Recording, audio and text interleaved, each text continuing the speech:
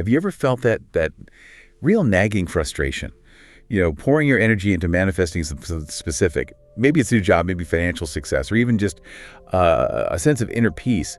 But then you just feel like your efforts kind of hit a wall. It really feels like you're trying to dial this special number, maybe trying to make that hotline with the universe we hear about, but the line just feels busy, or worse, disconnected. Right.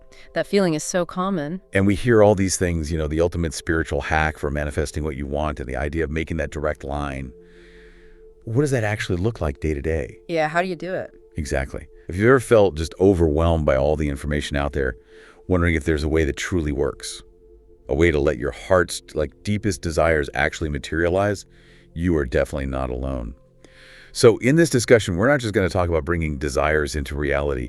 We want to explore some really powerful practices that can awaken that divine power inside you, connecting you with the infinite truth at your core. That's precisely it. And maybe think of manifestation less like a rigid formula and more like a sacred dance. A dance, okay. Yeah, between your thoughts, your feelings, and your deepest beliefs. See, your mind isn't just your brain.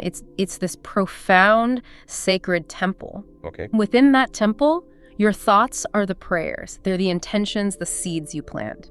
When you learn how to unite these thoughts, these intentions, with a higher divine consciousness, then the power of creation doesn't just resonate with you, it actually resonates through you. Wow. Our aim here today really is to guide you, maybe from that confusion or, any lingering doubt you might be holding on to, towards a real sense of clarity, confidence. We'll offer practical, actionable methods you can apply right away for attracting success, money, that dream job, or really whatever aligns with your deepest purpose. Okay, I think so many of us know that feeling, hitting that roadblock. Yeah. We might even conceptually know what we're supposed to do. The theory. Right. But translating that knowing into consistent action or just sustaining the faith required, that can feel incredibly hard. Why do our efforts so often seem to fall short, leaving us feeling kind of stuck or even, defeated? Well, the common pitfalls, they often stem from, let's say, a fundamental misunderstanding of how energy and intention really work together. Okay. Many people believe, for instance, that meditation is just passive, or that simple visualizations, thinking about what you want for a moment, are enough. They miss that crucial element, sustained energetic effort. And it has to be infused with profound faith. Ah, okay. Sustained effort. But often the real barriers, the invisible ones, they lie deeper inside us. Our personal fears, those ingrained doubts, the limiting beliefs we might not even know we have. These are like dense clouds. They literally prevent divine grace, and the manifestations that are already on their way, they stop them from reaching us. So they're already coming, but we block them. Think about the sun. It shines brilliantly all day, every single day, right? But if there are clouds, or if you just, close your curtains, you won't get its light. Makes sense. The potential abundance, the grace, it's always there. Our internal blockages are what stop us from truly receiving it. So it's less about the universe holding back and much more about our own internal resistance. Okay. Given that, what's truly at the heart of effective manifestation then?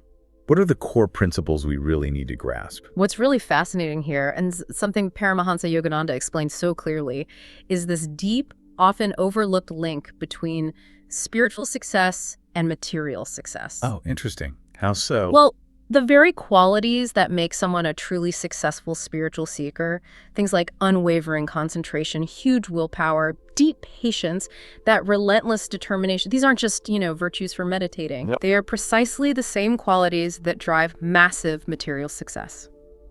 Think about some of the most accomplished people business leaders, innovators, artists. Many are also deeply spiritual individuals. You might hear stories, maybe they sequestered themselves, leave notes saying, "I'm in conference, please do not disturb." Yeah, you assume they're in a meeting. Exactly. But as Yogananda pointed out, they might actually be in deep meditation, in conference with God, as he put it. This deep inner calm, this attunement, it allows them to accomplish so much more than someone who's restless and easily distracted ever could. That's a powerful connection I hadn't really considered. Yeah. That the discipline for inner peace is the same for outer achievement. It totally reframes what we think of as hard work. It does. And this idea of thoughts or things, pretty popular now, but how does it truly work? Beyond just being a catchy phrase. Indeed. Well, ancient wisdom always knew this, and now science is really starting to validate it more and more. Thoughts aren't just fleeting, they are energetic vibrations. When you project a thought out into the universe, especially with enough energy and focus, you literally start attracting the object of your desire. Your success level, whether it's attracting that job or a healing, it directly correlates with the strength, the clarity, and the focused energy of that thought projection. So the energy behind the thought matters a lot. Tremendously. Many people get mediocre results because they just fail to fuel their thoughts with enough concentrated, persistent energy. It's not just a fleeting thought, it's about energizing it, pouring your focused intention into it until it becomes this vibrant blueprint the universe can actually respond to. Okay, that clarifies it so much. Intentional, energetic thought, not just passive wishing. Which leads perfectly into Yogananda's teaching about divine collaboration. How does his formula, the 25% our effort, 25% guru's effort, and 50% God's grace, how does that really take us over the top? Yogananda's formula. It's so profound because it perfectly balances our responsibility with the infinite support that's available. Our 25% effort. It isn't just a small part, it's the catalyst. The catalyst, okay. It means giving absolutely everything you've got, your complete dedication, unwavering persistence, your deepest belief. That sincere, dedicated effort, that 25% is the key. It unlocks and activates the divine help. Without our wholehearted participation, without us really pushing our limits, those other percentages, the guru's guidance, God's boundless grace, they just can't fully engage in our lives. It's truly a divine partnership, but we have to start our part of the dance. So, active full participation isn't just helpful, it's actually non-negotiable for activating that higher power. Which brings us to the role of our minds, beyond just conscious thought. You mentioned the superconscious mind. Yeah. Can you unpack that a bit? What is it and how does it play into all this? Yes. This is where the truly transformative potential really lies, the conscious mind, the part we use for daily reasoning, planning, problem solving. It's remarkable, but on its own, it often operates within limits set by past experiences, current perceived reality.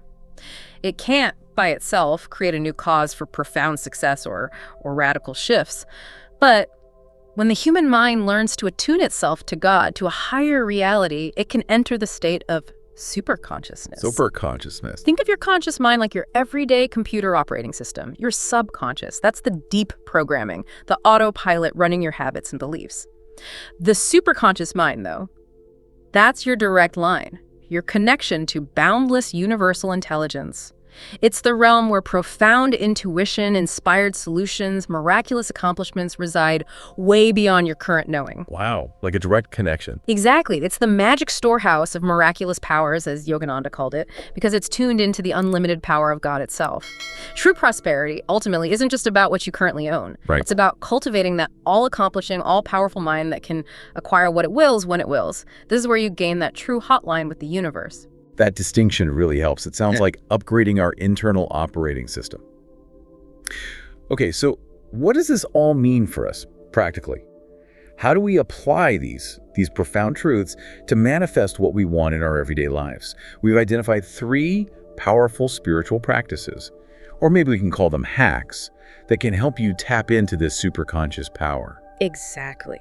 Let's dive into these foundational practices. They're really quite powerful when applied correctly. First up, we have God-attuned intention. Or maybe think of it as divine communication through gratitude. Gratitude, okay. This is a huge shift from how many people might normally approach prayer or, asking for things. The concept here is that prayer isn't a demanding plea, not a wish list you send off to some distant deity. Right, not like ordering from a catalog. Precisely. Instead, it's a sacred whisper of the soul, a deep acknowledgement. And the universe doesn't just listen. It responds profoundly when your prayer, your intention, comes from the deepest core of your heart, and it's imbued with gratitude. This practice connects your mind to a really liberating truth.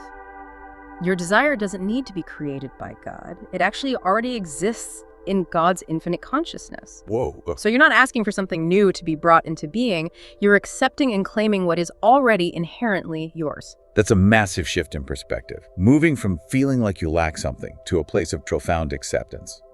How do we actually do this specific practice, put it into action? Okay, so to practice this, first, choose one heartfelt desire, something that resonates deeply with your soul. Make it truly meaningful, not just, a fleeting wish. Okay, one core desire. Yes. Then the key is to express it with profound felt gratitude.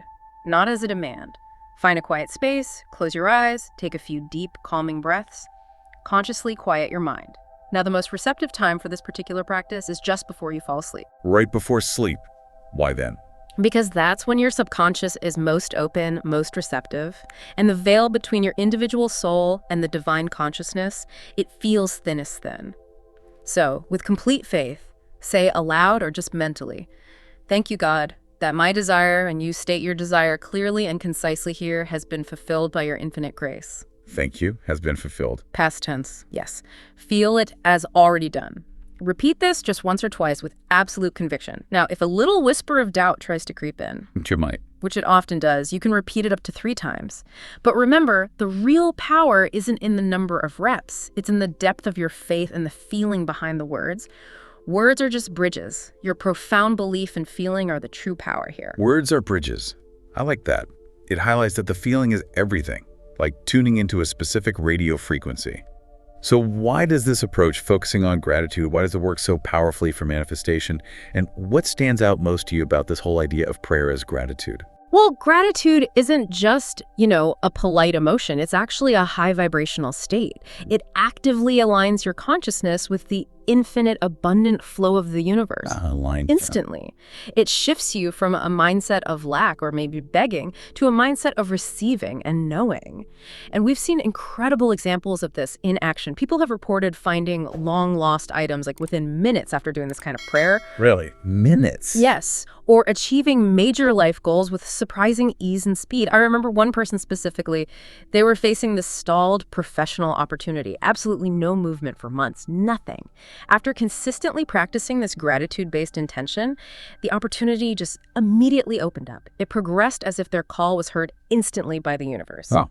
It works because gratitude removes that internal static, that noise of doubt. It connects you to the truth that what you're seeking is, in fact, also seeking you. That's genuinely inspiring. Yeah. It really underscores the power of aligning our inner state with our desired outer reality.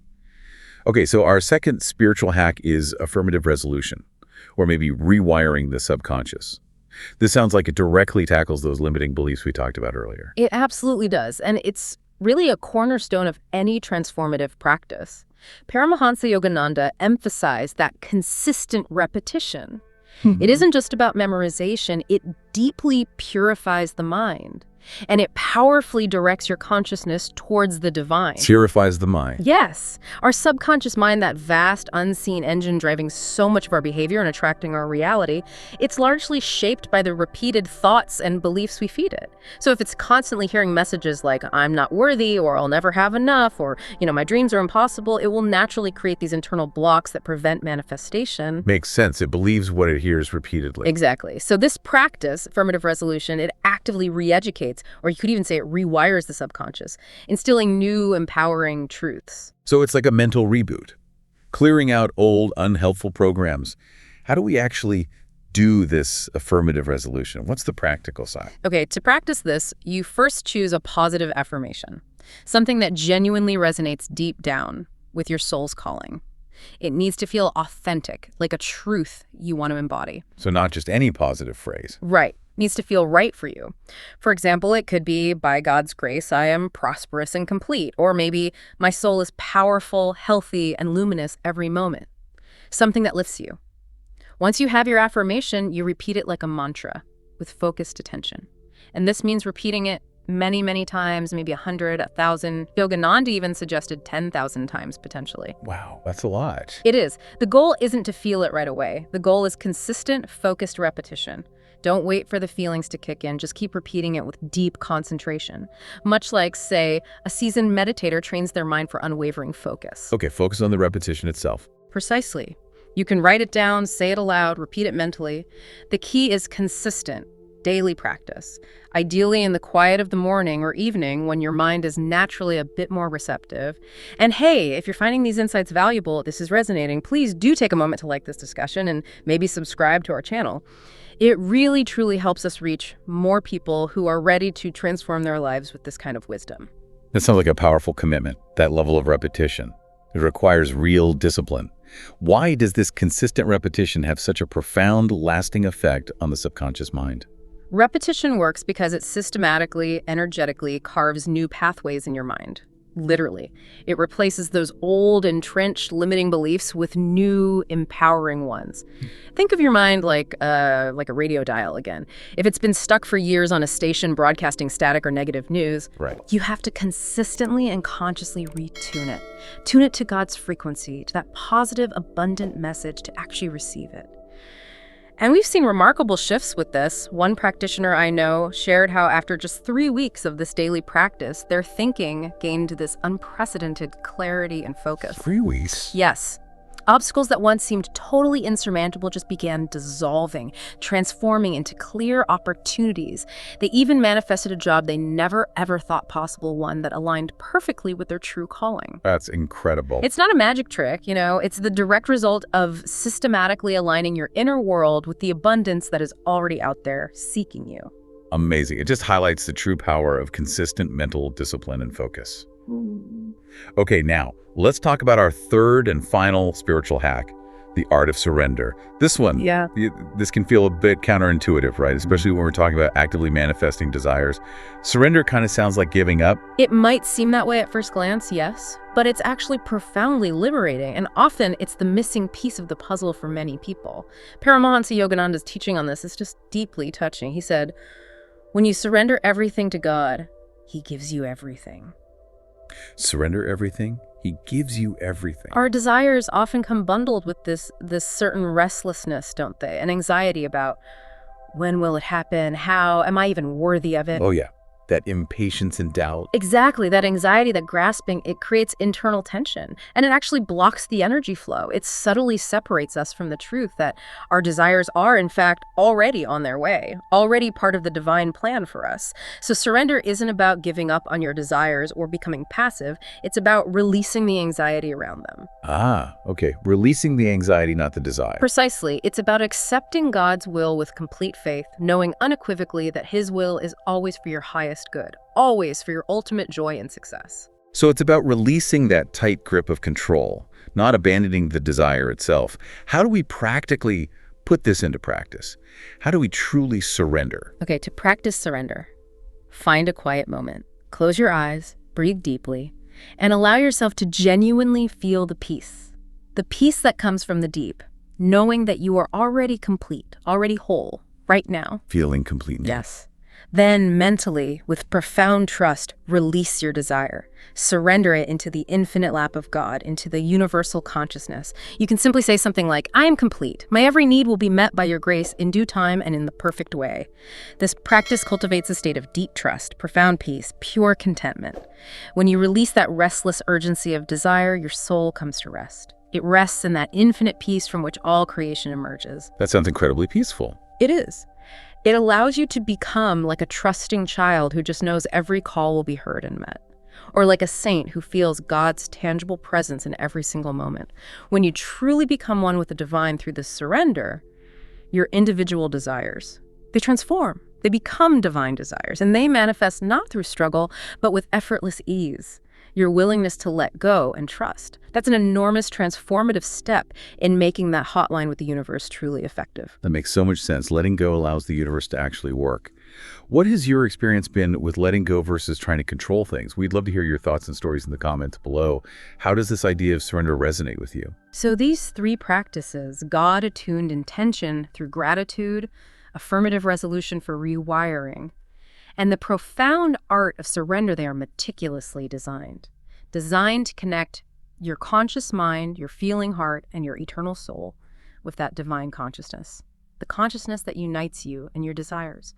Paramahansa Yogananda's teachings are just this constant, beautiful reminder. Yeah. You are not merely a finite body. You are an inseparable part of infinite consciousness. Right. You forget that sometimes. We all do. Your true power, the very source of manifestation, it resides within you. Yeah. When you diligently purify your thoughts, when you attune your emotions to this divine frequency, and when you surrender your desires to infinite wisdom, the universe responds. It delivers precisely what your soul truly calls for, whether that's a new job, significant financial success, abundant health, or just that deep, profound peace of mind. Practice these spiritual hacks daily. In the quiet of the morning, maybe as the sun's first rays touch your soul and the world starts stirring. Or beneath the silent stars at night, when the universe just seems to listen most intently to your heartfelt prayers. Each practice, when you apply it consistently, awakens that infinite power within you, the very source of all creation. And here's a thought maybe to carry with you long after this discussion ends. What you are seeking is also seeking you. Beautiful truth. And the universe is always listening. By living these principles, you won't just attract success or money or whatever else you desire in the material world.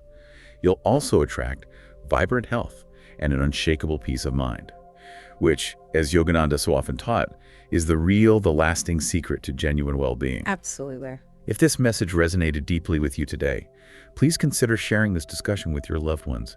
Help us spread this transformative wisdom. And remember, tune your soul to the universe's rhythm and just watch your reality joyously unfold.